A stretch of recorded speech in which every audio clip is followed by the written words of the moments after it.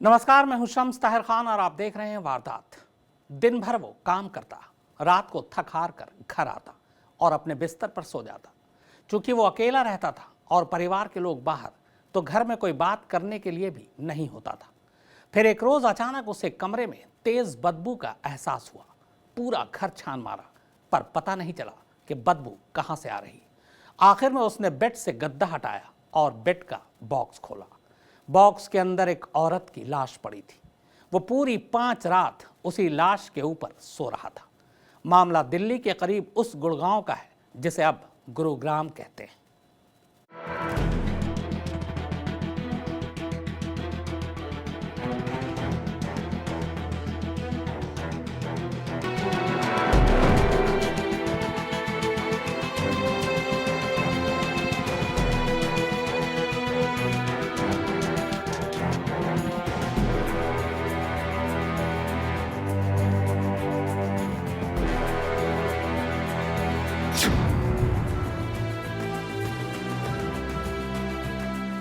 बच्चों के सामने उस रात राजेश और उसकी पत्नी बबीता के बीच काफी झगड़ा हुआ था।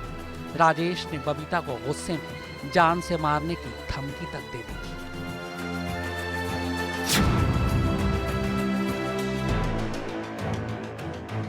घर में किसी को बिना कुछ बताए राजेश अपनी बीवी बबीता को लेकर निकल गया। बच्चे उसके घर में तब सो रहे थे, सिवाय उसकी बड़ी बेटी के, जिसने उन दोनों को घर के बाहर जाते देखा था।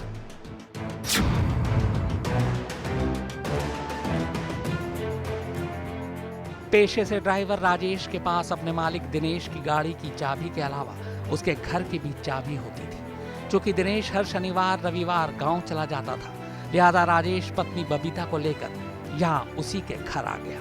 दोनों में फिर झगड़ा हुआ और ऐसा माना जा रहा है कि इस बार राजेश ने गुस्से में बबीता का गला दबाकर उसे मार डाला। राजेश ने बबीता को मार तो डाला, मगर उसे अब समझ नहीं आया कि बबीता की लाश को कहां ठिकाने लगा है। पकड़े जाने के डर से उसने दिनेश के घर में इस बेड बॉक्स के अंदर ही बबीता की लाश रखने का फैसला किया और घर में ताला लगाकर फरार हो गया।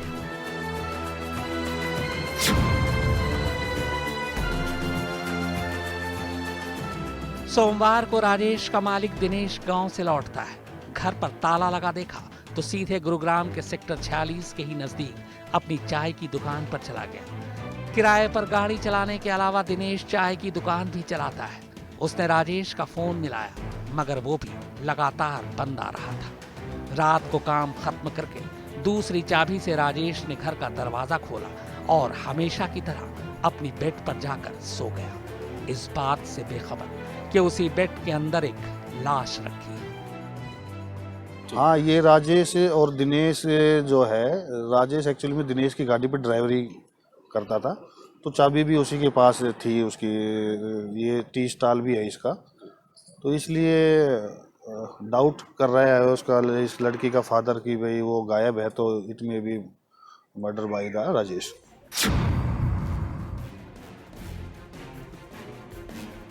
अगले दिन दिनेश सुबह घर से निकलता है और फिर रात को ही वापस लौटता है। बबीता की लाश अब भी बेड में थी, मगर दिनेश अनजान था। वो फिर उसी बेड पर सो गया। सुबह हुई और वो तैयार होकर चाय की दुकान पर वापस चला गया।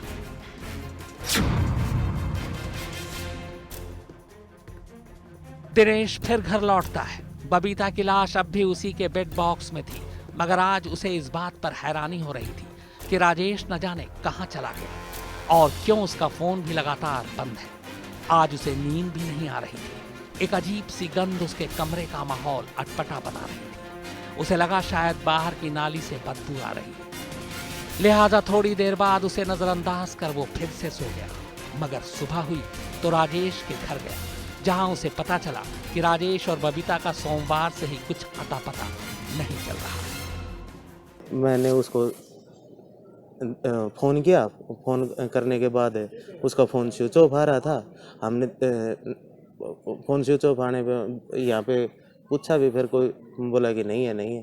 फिर उसका फ़ोन स्विच ऑफ आने में मैं घर से दूसरी चाबी मंगवाई अपनी गाड़ी की और मैं गाड़ी का काम को करने लगे। आज दिनेश काफी थका हुआ था। इसीलिए आते ही बेड पर लेट गया। लाश अभी भी वही थी जहां राजेश उसे छुपा गया था, यानी दिनेश की बेड के अंदर। मगर आज उसके कमरे में बदबू थोड़ी और तेज हो गई थी, लेकिन थकावट की वजह से दिनेश किसी तरह नींद की आगोश में चला गया और सुबह होते ही अपने काम पर।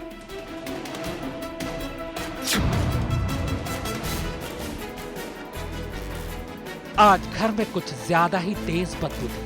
बदबू बर्दाश्त के बाहर थी। दिनेश को लगा शायद घर में कोई चूहा मर गया है। परेशान होकर वो अपने घर की तलाशी लेने लगा। जब उसे कहीं कुछ नजर नहीं आया तो उसने खिड़की के पास लगे अपने इस बेड का गद्दा हटाया। 5 दिन से हम यहाँ पे इसी में सो रहे हैं। कल से थोड़ी थोड़ी बदबू आने लगी। हमने सोचा कोई चूहा था या कुछ है ऐसा कोई सिस्टम। आज जब से सुबह होती गई है उतनी बदबू तेज आने लगी, तो सुबह हम खोल के देखा तो अचानक से तब के तब हम पुलिस स्टेशन थाने में चले गए। जैसे ही दिनेश ने इस बॉक्स को खोला, तेज बदबू ने उसे बदहवास कर दिया। वो पीछे की तरफ गिरा और बॉक्स बनकर बदहवास नजदीकी पुलिस स्टेशन की तरफ भागा। जरा सोचिए, एक शख्स अपने घर के अंदर आराम से बिस्तर पर सो रहा है। उसे इस बात की जरा भी भनक नहीं कि जिस बिस्तर पर वो सो रहा है उस बेड के अंदर एक लड़की की लाश रखी हुई है। जब कमरे में बदबू होती है तो वो घर को खंगालता है तो देखता है कि बेड के अंदर एक लाश रखी हुई है और इसके बाद उसके हाथ पैर फूल जाते हैं। पुलिस को इत्तला दी जाती है। करीब 8:30 बजे दिनेश नाम का थाने में आया कि ऐसे ऐसे मेरे रूम के अंदर बेड में डले हुए बॉक्स में लाश डली हुई है।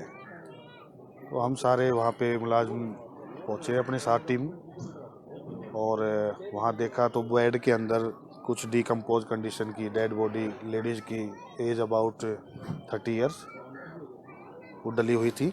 ये मूल रूप से गया डिस्ट्रिक्ट बिहार की रहने वाली है। जल विहार में यहाँ पे सेक्टर 46 में रेंट पे रहती थी। अपने पति का नाम राजेश है उनका। इस डेड बॉडी जिसकी मिली लेडीज़ की, उसके फादर ने स्टेटमेंट दी है और इसके हस्बैंड राजेश पे डाउट किया है। वो भी 3-4 दिन से करीब गायब है। बेड का बॉक्स खुलते ही पुलिस के भी होश फाख्ता हो गए। लाश को इस बेतरतीब तरीके से रखा गया था कि वो न सिर्फ अकड़ चुकी थी बल्कि 5 दिन के बाद बुरी तरह से सड़ भी चुकी थी। शुरुआत में तो चेहरा पहचान में ही नहीं आ रहा था। लाश के दोनों पैरों को फैलाकर बेड के एक ही हिस्से में ठूंसने की कोशिश की गई थी। पुलिस ने लाश को बॉक्स से निकालकर पोस्टमार्टम के लिए भेज दिया। अब पुलिस को लाश की पहेली सुलझानी थी। जिस वक्त पुलिस को बबीता की लाश मिली, हालत लाश की काफी खराब थी, डिकम्पोज स्थिति में लाश थी। पुलिस ने लाश को पोस्टमार्टम के लिए भिजवा दिया है। मामले की जांच की जा रही है, लेकिन जिस तरीके से इस लाश को बेड के अंदर रखा गया और पूरे मामले में जो दिनेश है वो सोता रहा, तो सोचिए कि उस शख्स पर क्या बीती होगी जब उसको पता लगा कि जिस बेड के ऊपर वो सो रहा है उसके अंदर एक लाश थी। फिलहाल पुलिस इस पूरे मामले की जांच कर रही है। अब बबीता की लाश तो बेड से बाहर निकल आई, मगर उसके जिस पति राजेश पर उसके कातिल होने का शक है वो गायब है। अब इसके 2 ही मतलब हो सकते हैं। पहला, राजेश कत्ल के बाद पकड़े जाने के डर से फरार हो गया है और वही कातिल है। दूसरा ये कि कहीं खुद राजेश को तो कुछ नहीं हो गया, क्योंकि ऐसे बहुत से केस हुए हैं जिनमें गायब शख्स पर शक किया गया और बाद में पता चला कि कहानी तो कुछ और ही है। अब जाहिर है जवाब तभी सामने आएगा जब राजेश या उसका सच सामने आए।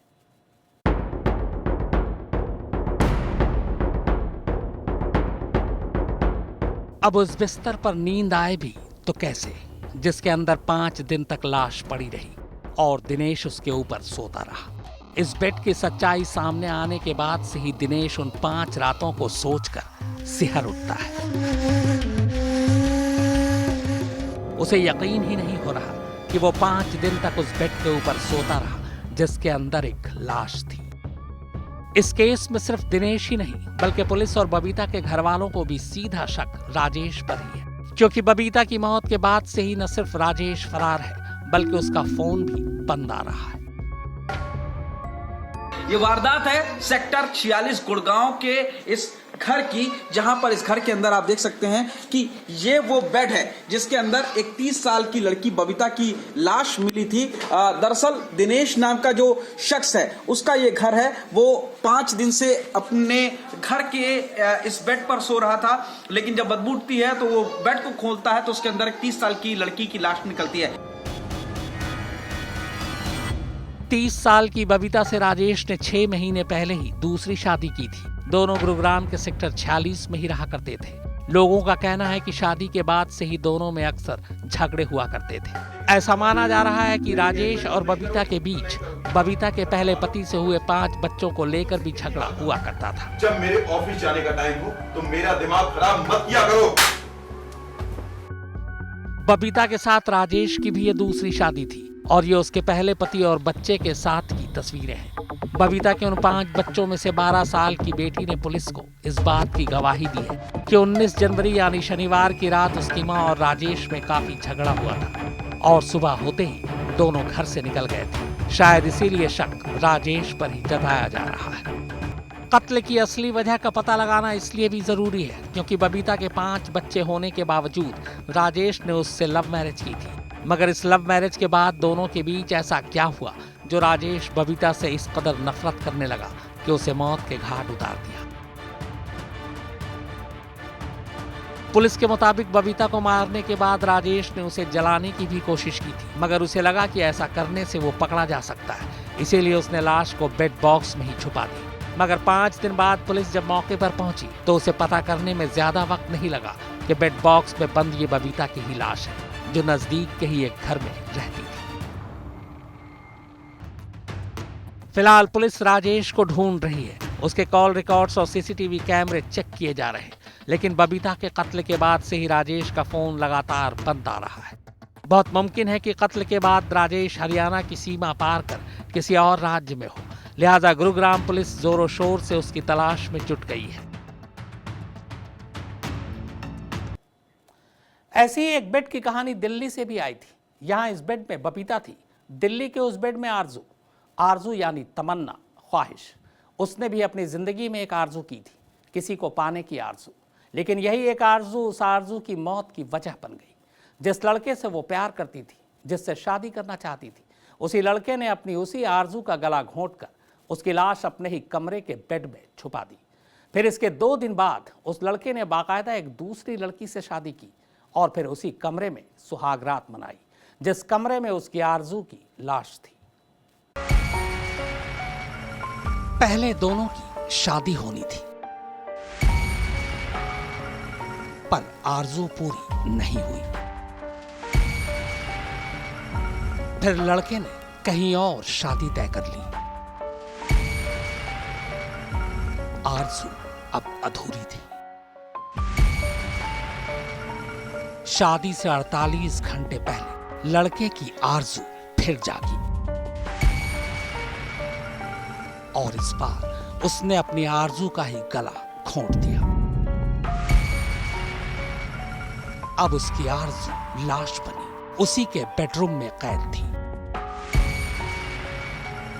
और वो उसी बेडरूम में अपनी नई आरजू के साथ सुहागरात मना रहा था। शाम को नवीन अपनी स्विफ्ट डिजायर कार में आरजू के कॉलेज पहुंचा और उसे अपने साथ इंदिरा गांधी इंटरनेशनल एयरपोर्ट के पास एक गांव में ले गया। वहां उसने कार में ही आरजू के दुपट्टे से गला घोंटकर उसकी हत्या कर दी। मगर लाश ठिकाने लगाने का उसे मौका ही नहीं मिला, लिहाजा वो लाश को कार की डिक्की में डालकर रात घर लौट आया। चूंकि घर में शादी की तैयारी चल रही थी, लिहाजा लाश की गठरी बनाकर वो उसे सीधे अपने बेडरूम में ले गया। लोगों को लगा कि शादी का कोई सामान ले जा रहा है। इसके बाद उसने आरजू की लाश को अपने बेडरूम से ही लगते एक दूसरे कमरे के बीच की खाली जगह में छुपा दिया, इस इरादे से कि मौका मिलते ही लाश कहीं ठिकाने लगा देगा।